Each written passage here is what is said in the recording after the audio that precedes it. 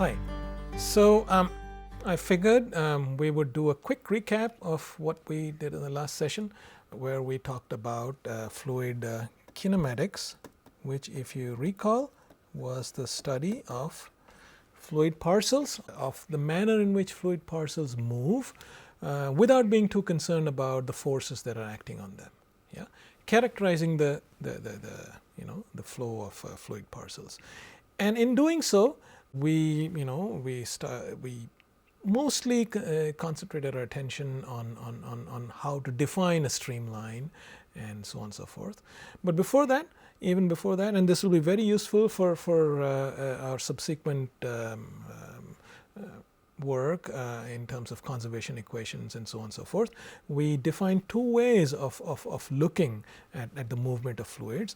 One was what's called an Eulerian description, or lab frame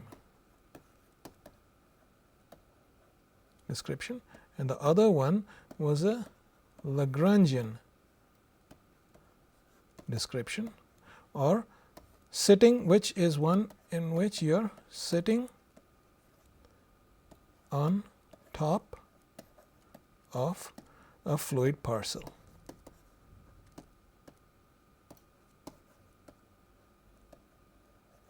Yeah.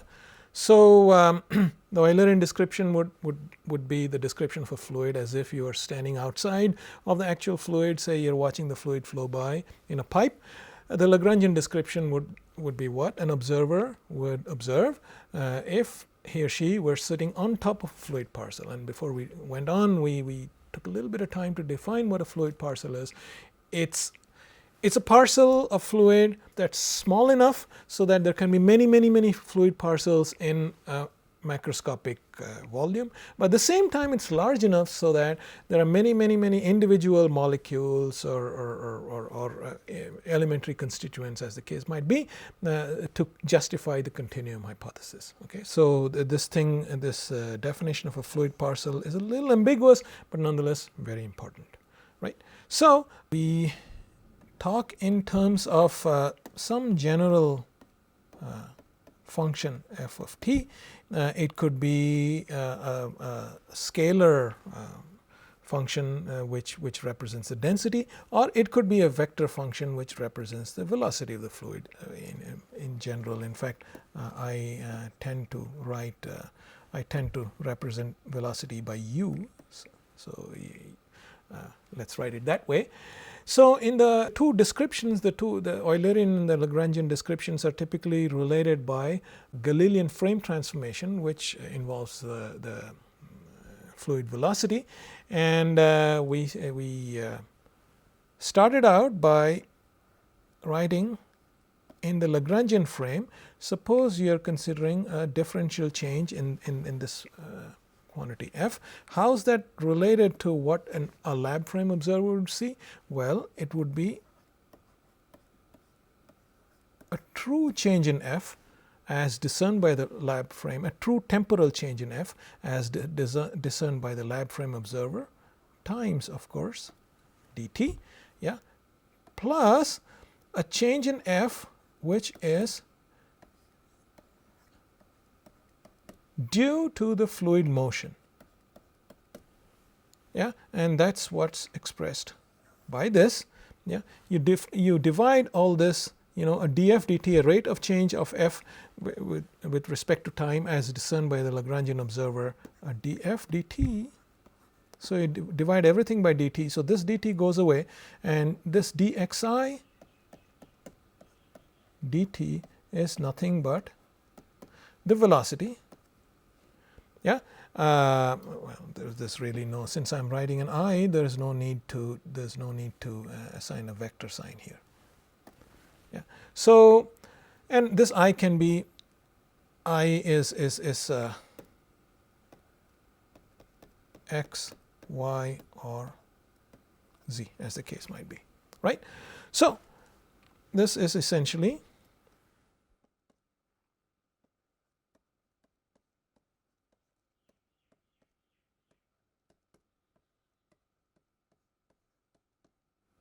or in vector language,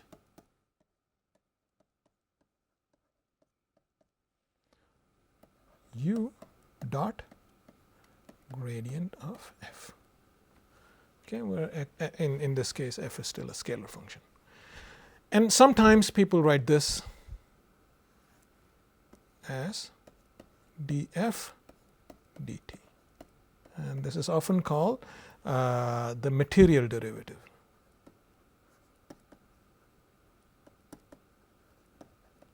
And to emphasize, this is the derivative, this is the rate of change of f as felt by a Lagrangian observer. So this line represents this equation represents this, or for that matter this way of looking at it, represents the relation between the Lagrangian rate of change and the Eulerian rate of change. Yeah. So the Eulerian observer can observe can discern a rate of change due to true temporal changes, which is represented by this, but also temporal changes that are a byproduct of the fact that the fluid is flowing. And the fluid is of course flowing only for the lab observer. When you're sitting on top of a parcel of fluid, it's not flowing, right? As in there's no real U for the Lagrangian observer. So that was the other important thing, the Eulerian and the Lagrangian descriptions. That was the other important thing that we introduced. And then we introduced the concept of a streamline.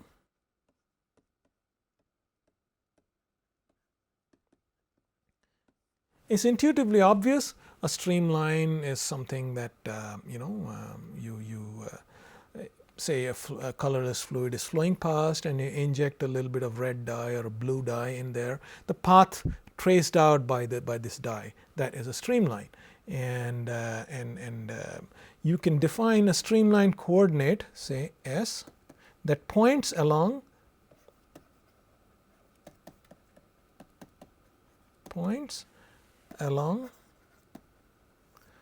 the local direction of u, like this. Okay, so S is like so, and the advantage there is that this material derivative that we wrote down, and this is the way you relate it to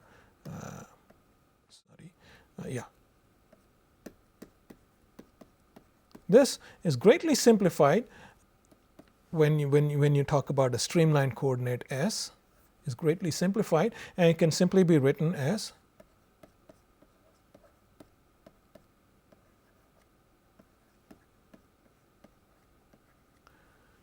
where the like that. Okay, so you don't have to worry about this gradient anymore. You can simply write it this way. The other thing we remarked was if ds is equal to dx, dy, dz.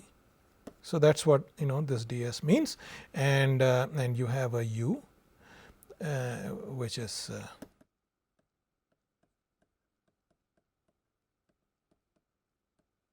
like so. A streamline can be defined either as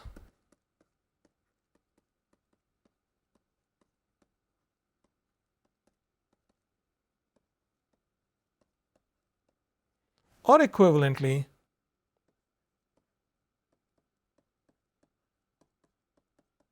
so both of these are equivalent definitions of a streamline, and I urge you to show this.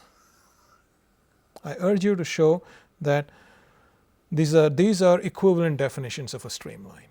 Yeah, so this is one problem that you can solve, not terribly difficult. Once you understand that the definition of a streamline is essentially this, the S that points along the local U. We then showed a couple of pretty pictures which made it obvious what a laminar flow is, what a turbulent flow is. A turbulent flow is one in which the streamlines are not nice and regular, instead they're tangled. It's the kind of streamline that you expect from your faucet when you turn it on at high. Essentially, when you turn it on low, you expect the water to flow out in a nice laminar manner, and the streamlines are nice and well ordered. And if you turn it on high, you expect that some kind of instability will set in and the streamlines will get all tangled. Yeah. And we also introduced something called a stream function, which is defined as something. The negative is a matter of definition.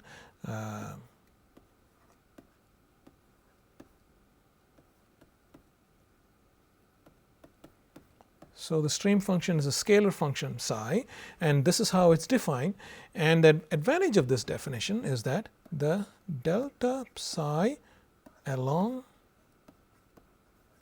a streamline equals 0. Psi is conserved. Okay, so that's the merit of this function psi. Okay, we also define another quantity called the vorticity, which is simply the curl of the velocity. This is called, and for a flow for which if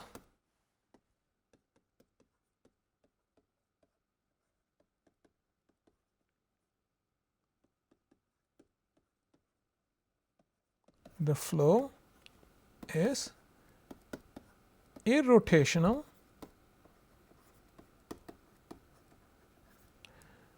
and and for irrotational flows,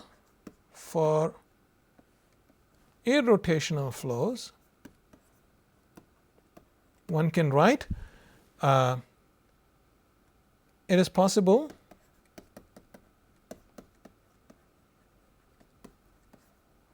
to define a scalar potential phi such that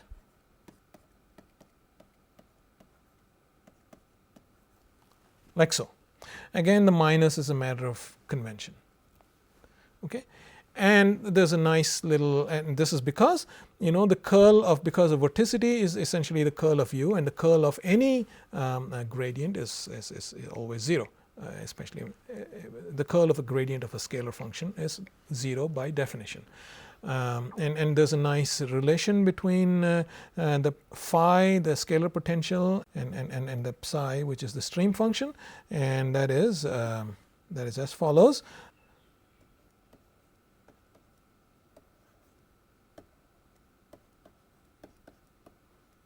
This is equal to 0, and the advantage is the advantage in writing it in introducing functions these ways are that the Cauchy-Riemann conditions. I'm simply saying this. We will see this later. Sorry.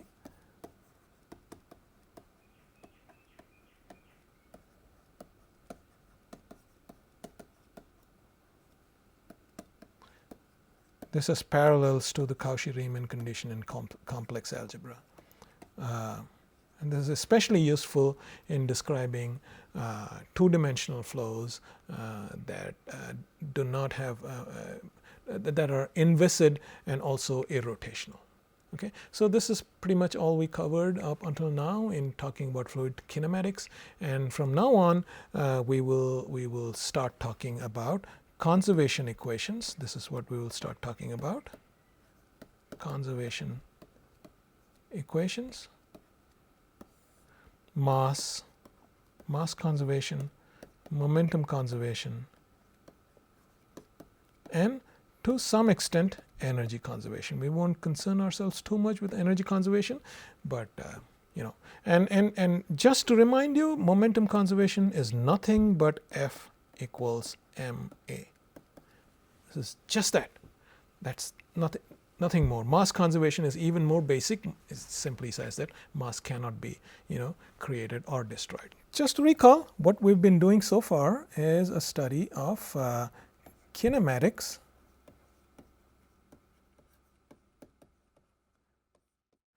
which is, in short, it's describing the character of the flow without being too bothered about what's causing the flow, without being too bothered about the forces acting on a fluid element, right? And in doing so, We mainly focused on this thing called a streamline, which intuitively, here's some fluid flowing along a pipe, and you say here's a streamline. Okay, this is something that's intuitively obvious. Here's a sphere embedded in a flow, and the streamlines look like that, like this, like this, like this. In other words, the radius of curvature gets progressively smaller as you move away from the sphere.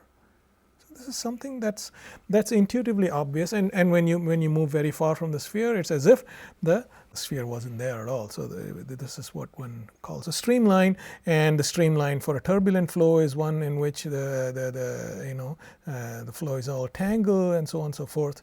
Yeah. So essentially, you can think of it as a collection of velocity vectors, tiny little velocity vectors like this and like this and like this and like this, and you join them together and you get a streamline, right? So you join the velocity vectors together to get a streamline.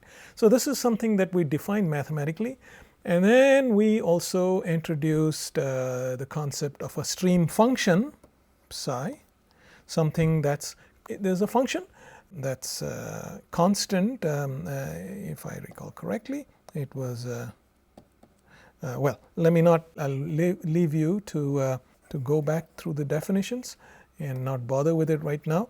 But essentially, we introduce the concept of a stream function. This is a scalar function, and it's useful mostly for two-dimensional flows, for which the flow is confined just to x and y. And so the merit of this function is it's something that's conserved along a streamline. One streamline, one stream function, another streamline, another stream function. It almost labels the streamlines. Yeah. And then we also introduce the concept of vorticity, which is the curl of the velocity vector, the vorticity.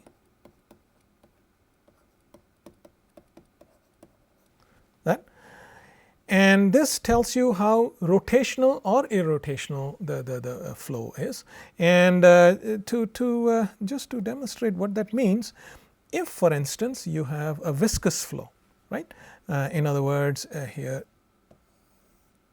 is the bounding surface, and here is a free surface of the fluid, yeah. And this is a viscous fluid, so that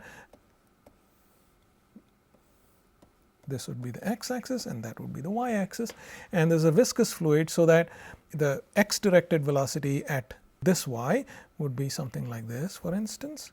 And as you move down in y, it decreases.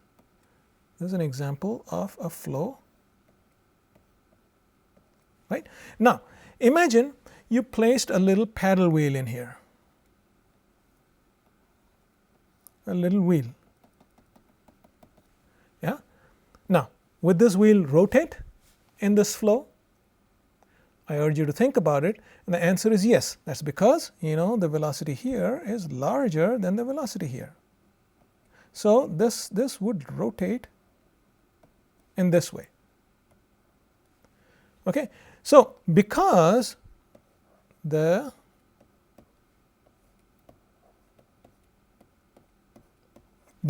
is true, the flow is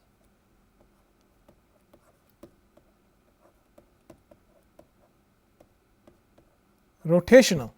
Okay. So let me write this again here.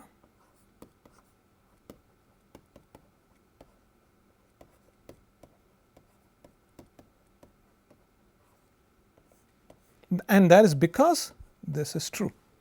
Okay. In other words, if the flow is rotational, there's a non-zero vorticity. Okay. We will see that these concepts have immense practical value when it comes to describing fluids, especially the flow of inviscid fluids. And we also discuss the fact that if a flow is irrotational, in other words,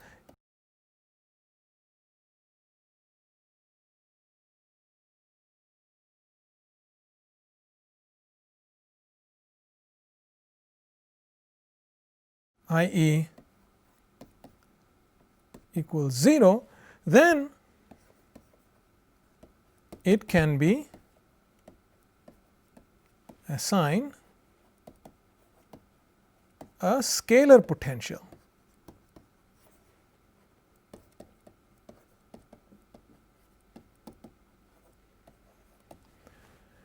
And that's simply because, that simply follows from basic vector calculus. Okay? And we also discussed a few interesting relations between the scalar potential and just one interesting relation between the scalar potential and the stream function. And we hinted at the fact that this can be, the theory of complex variables can be brought to bear, but we did not say why, and we will defer it to a little later, and I'll show you why. Now, what I want to do from here on is start the discussion of conservation laws.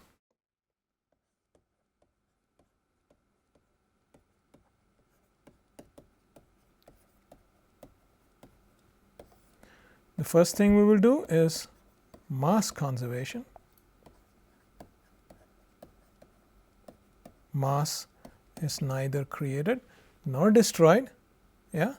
The second thing we will do is momentum conservation.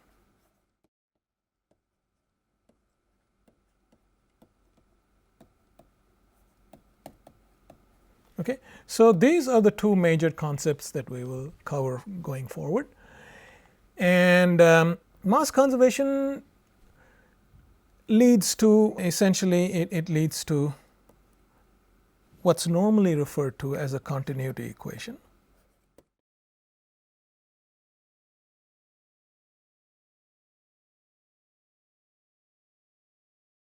Momentum conservation is nothing but F equals ma.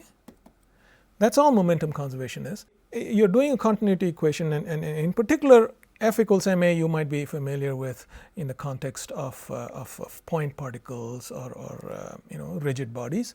Here you're really writing down F equals ma for a parcel of fluid. Okay.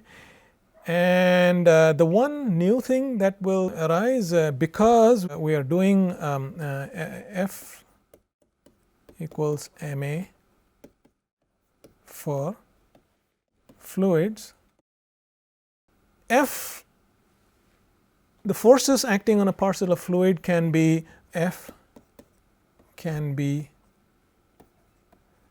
due to, for instance, gravity.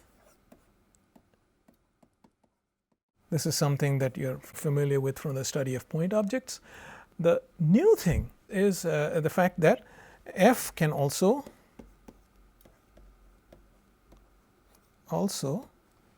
be due to a pressure gradient.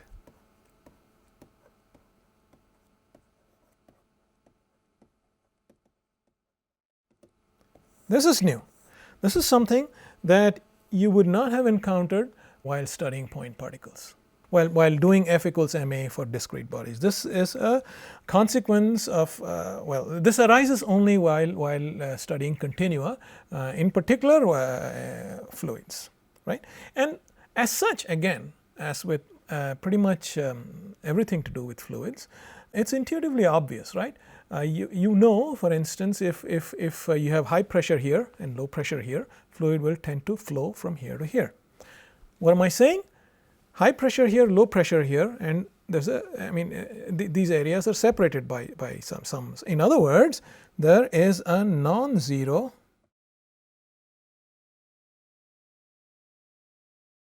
there's a pressure gradient. Okay, the fluid is flowing because there's high pressure here and low pressure here, right? So the pressure gradient is causing the fluid to flow. In other words, there's a force on a fluid element due to the pressure gradient, yeah, that's causing it to flow. Before formally writing down the momentum equation, and there are the two guises of the momentum equation for fluids.